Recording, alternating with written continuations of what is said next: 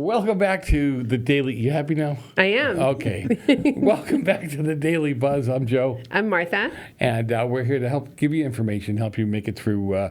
There's so many things going on in this valley. It is a great valley to live, work, and play.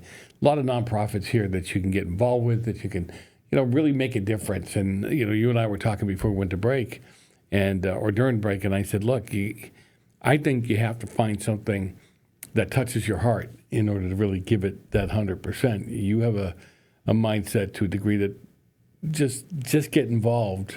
Find something. Yeah, find something, and then if you don't like that something, move on to something else until you find something that fulfills you. Okay. But don't do nothing waiting for something that fulfills you because you don't know what you don't know. That's a double negative, isn't it? Don't do nothing. But it worked out. Yeah, okay. Anyway, Kevin MacDonald is with us here in the studio. He's the director over at, now I keep calling it the SCV Senior Center, but it's got a new name now. That's still the name for it. Yeah. But we call the building, we call it Vida. Yeah. And But us old guys call it the Senior Center. But Vida means beautiful life. Yeah. And that is our goal, to bring everyone a beautiful life. And when we built the new building in 2019, we were trying to figure out a name. Yeah. I had 150 options. And we were scrambling through all these wild names for the new building because we didn't want to call it the Senior Center like your grandfather's Senior Center. Yeah. And then Vida came up and I said, this thing will never fly. And the board voted, and it just took off. It's perfect. Yes, it really matches It's so everything. fitting. And now we're Bellavidians. Well, Kevin and I go way back. I mean, when he was at the old building, I did a lot of work trying to keep the data running and other stuff running up there. And then when they moved into this building, we helped out with the new wiring. You were very at this involved with our building as team. well. And we have a running joke that we had AT&T come in and work with us a little bit. I've been out of the business 10, 12 years, and they're still calling me to have meetings with them over at the Senior Center. It's like, really?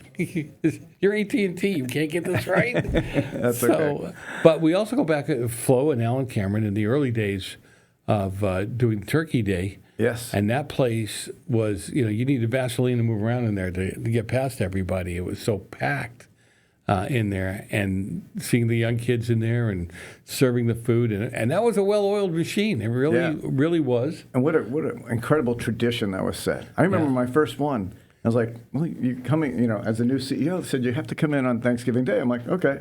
So Thanksgiving Day, we're there. I said, and this is forever.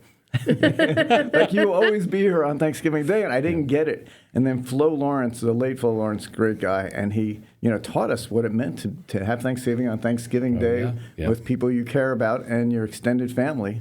And I was like, this ended up being my favorite day of the year. It's Thursday. Yes, I was telling her in the last segment. I said, Flo and I couldn't have been, and Alan, we could not have been on a more different trajectory on politics. But that was the thing that we came together, we all believed in, and we all were willing to work hard at, and the politics didn't matter. Right. And you still see that, right? Nothing matters that day but Thanksgiving. And, we're grateful because Flo and Alan were involved with the Lions Club of Santa Clarita and Castaic, and they still sponsor it to this day. And I can now pull it off. There's no government funding coming in Thanksgiving Day. It is all through the Lions Club and their team and their foundations that support them. Flo would come to you and he'd go, you're going to be there Thursday, right? And bring a check for $150. If you were a business guy. That's exactly, and it never insulted me. It was just, okay, that's what he wants. It's worth it. Let's just do it. Well, you get to see what came out of it, which is such a beautiful thing, right? Yeah. Oh, and it is a true tradition. And we're going to have probably 380 to 400 people come on Thanksgiving morning and join us for turkey and all the fixins in the Vida ballroom night. Far cry from the old Market Street days, but they have a beautiful ballroom, and it's really meant for people who don't have family to hang out with on Thanksgiving, to come and have your real meal with us, and then go on with your day. So I want to hear about the prep work. The prep work involved in that. The prep work, it's amazing.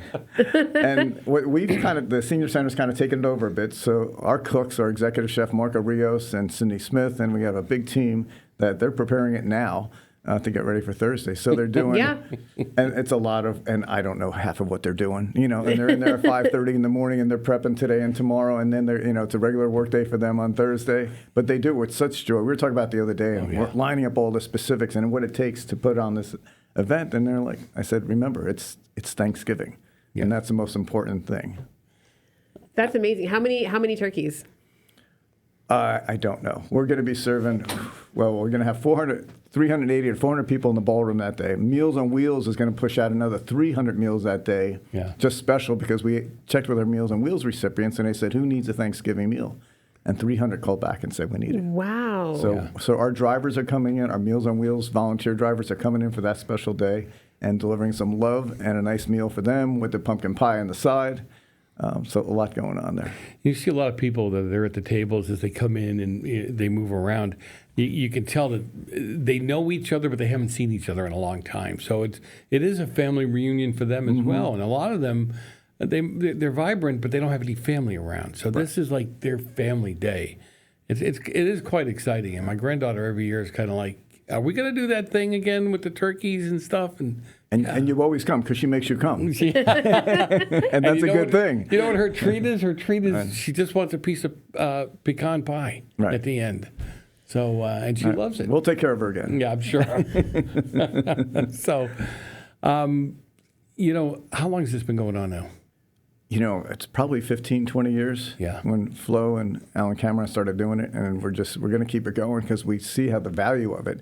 And like you said, the extended family, the reunion. Yeah. So none of our seniors should be without on that day, and none of our seniors should be out without family around them, our extended family, because isolation is a key thing for seniors, and we're trying to avoid that isolation and boredom and loneliness. And most of our 12 services that we provide focuses on those type of issues. And you've got a lot of stuff. My mother-in-law, she's since passed, but one of the things that she loved to do, she was suffering from early, onset Alzheimer's, and come to sing with the little groups there. And it's amazing how they don't remember so many things, but you hit one of those songs from the 40s or 50s that they you don't lose your long-term memory, do you? You remember those songs. It was great to have them in there. And she always, for a day or two after those events, would be up and moving around. So you got a lot of great stuff going on there. Tell people about it. Over 30 different classes and activities that people are joining, from Silver Tones, which is your singing club, to Zumba and Tai Chi going on, and all the classes, Sit and Be Fit, and you can imagine the classes going on. We have great instructors, because everything has to have an adaptation, right? So a lot of things are going to have a chair, but they're also got the Zumba at 3 o'clock, which sounds throughout the entire building, and they're just going crazy. And I can't keep up with them in that group. What are some of the, besides the classes, which sound amazing, I really want to see one of these Zumba classes because they enjoy it so much. Oh, yeah. And I see a lot of people my age that can't make it through a Zumba class. Right. So I probably am one of those people. But what other resources are available? There's so many, because everyone thinks of us as the food place, right? Because of our Meals on Wheels and because of that. But we have a whole social work team. We have 15 social workers that go out. They're delivering turkeys this morning because they were just texting me they were going out in the field. But they go out to one family at a time. They'll sit with a senior and say, what are your issues? What are your challenges? How can we help you get through life a little bit better? And what supports can we throw around you? And when you have a team of, they all got their bachelor's or master's degree, and they're going out one-on-one into the community, and no one sees that, right? I would have had no idea. So if you have an issue as a senior, come to us, sit down with our counselors, and we'll walk you through it. And then when you come back to our place, there's support groups. We have a support group for people who have lost loved ones, and that's so critical to them, and that's blowing up. I got almost too many people in there now. So we're more and more support groups because people need to gather, they need to talk, they need to, express themselves, and we try to bring those avenues to everybody. And the city's still providing transportation. I know they've got the buses, you can call the mini buses. Oh my God! I think this is the best city for transportation. And people look at me, and I'm like, no, they're able to get to the senior center. They put a bus route going there as soon as we open, and the dial rides, and they're calling them all different names right now. But if you want to get to the senior center, you can get there. And there's so many the small dial ride buses coming in every day. And the drivers are great. They're almost walking people right inside. They're not supposed to do that. They're helping them off the vans and everything else. So there's no reason you can't get to the senior center. And we have a big parking lot, which overflows at lunchtime. Yeah. But besides that, there's no reason you can't get there. Right. And you have lost funding over the last few years. And how can people help you? Well, you can make a donation. I mean, the funding stream is, there's a law called the Older Americans Act, which is a great law, which gives the rights to seniors to get a meal if you can get it. And that's been funding us throughout the years. And during the COVID years, there was a lot of funding coming in. Oh, yeah. And now that funding has dried up. So we're definitely on a battle this year because I'm still short of meals. I'm good until March this year, but I'm trying to get to June 30th. That's the end of our year. And I still need funding for that, a lot of funding. So we're reaching out to the county and to the city, to the state, and everyone else is saying we need a little bit more to get through this year. So that's our challenge. And, running a nonprofit for so many years, that's the challenge every year. Yeah. And we seem to come through, and someone finds a way to help us out to get our meals out there every year. So If someone wants to support you with a monetary donation, how is the best way to do that? check out our website. You can hit the Donate Now button, and that's scvseniorcenter.org. scvseniorcenter.org. We have an appeal campaign just launched yesterday, our annual appeal. We run it from now until December 31st. So people are getting an email from us or letters in the mail.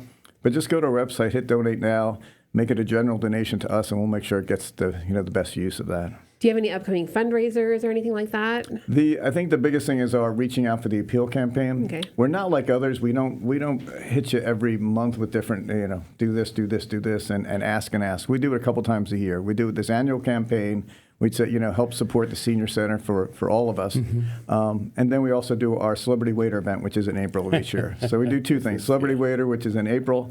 We're looking forward to that. It's our 50th anniversary. Wow. So our golden anniversary. So we're going to be celebrating that. That's amazing. So 50 years of the Senior Center. It's something else. When you see movies or you see shows on TV and you see the senior, places, it's terrible. It looks terrible. They look like, old, decrepit people that are just sitting there. And no, when you go to this place, there's stuff happening. Santa Clarita decided to make it, I call it the country club for seniors. And Right. when we built this thing in 2019, and you get the support of the county was tremendous support. The city was a tremendous support. Yeah. And then we went out to the community, and 1,000 people donated to make sure that we built this $11 million senior center. And now it's our responsibility to make sure it's fulfilling all of their needs and wishes. Well, I know she's going to hate that I even bring her name up, but you had somebody with a whip and a chair, in a good way. That way, Peggy Rasmussen was on it. And when we talked about the data and what have you, when she called me, she said, "We're building the senior center. This is what we're doing." And she didn't say, "Can you please?" She said, "And I will need you too." Yes. And you don't really say no to Peggy, so and it's always a good cause. Peggy's so. amazing, and Yeah. she if it wasn't for Peggy, this place would not be built. These Yeah. services would not I be agree. being provided in the community like they are now. It gave us so many options. We do everything from handiwork, or you're asking other things, handiwork to social services, to meals, to our Alzheimer's Day program, Yeah. And just so many other options for seniors. Yeah, and the support for the Alzheimer's stuff. My wife's not listening this morning, but I'd say it. When my mother-in-law passed away, she was the only caregiver because it's very expensive. So she had a stroke. She had Alzheimer's, then she got a stroke. So she was in bed for almost 3 years. Right. And she could probably use, not knowing, she probably could use some support after that. Absolutely. Because you're used to doing something every day. You're used to doing something and working with, your mom. Well, we need to give thanks to those caregivers. Yeah. We really do need to be grateful for our caregivers and take them on. My sister was a caregiver for my mother. Yeah. You know someone that's cared for somebody else in their later years, going through really tough times, and it's time to say thank you. Yeah. And also wrap them around with supports, and that's what we have done. We have a caregiver, just support group, Yeah. just to talk it out even after the fact. Yeah. And that's so critical. So it's always looking out for something. Great place. You got to go by there and check it out. Well, I'm thinking, remember I told you this Thanksgiving I don't have my kids, and so I just make a bunch of food and give it away, but I might come check out the senior center. Sure. And We don't check ID at the door, so you can get in. otherwise they throw me out every time I show up. But no, it is very uplifting. I don't care what's going on in your life. You walk in there and you see those people and work between the volunteers and the people that are getting served. You can't walk out of there feeling bad. Mm-hmm. That's truly amazing. I mean, I never hear Joe talk about really anything with as much positivity as he does when he talks about this event and going with his grandkids and stuff. What an amazing place to be. I might have to take Lucy next year. Yeah, that's great. I mean, we have 111 staff. We provide services in Antelope Valley as well. We got 200 volunteers a month helping us out. Every Meals on Wheels driver in Santa Clarita is a volunteer. Over 110 of them Wow. come in during the week to provide meals to seniors. It's amazing when you sit back and look at just what this community brings. And thank God for Santa Clarita and the community that it is. Amen to that. Okay, but Kevin, you have to have a leader, and you do a great job of pulling it all together there too. I've never heard anybody walk out of that place and go, that guy over there is a real jerk. I'm not going to go back and help out. I hear nothing but positive things about you, how you treat the residents there, how you treat the staff there. So we love what we do, too. and the staff love what they do, and they're there for that purpose. That one mission is the only thing we live for, and that's what we do. That's the profession we have chosen, and that's important. I do have to say that I'm really impressed. You really do exude the excitement of what you do there. And a lot of places that lose support lose it because of what Joe was mentioning, where the people that are actually working there or representing the organization seem like they hate it, or that they hate their lives, or they're miserable. And I've actually supported organizations that I no longer supported because of leadership like that, because it makes you wonder the quality of the service. So you definitely, you can see it.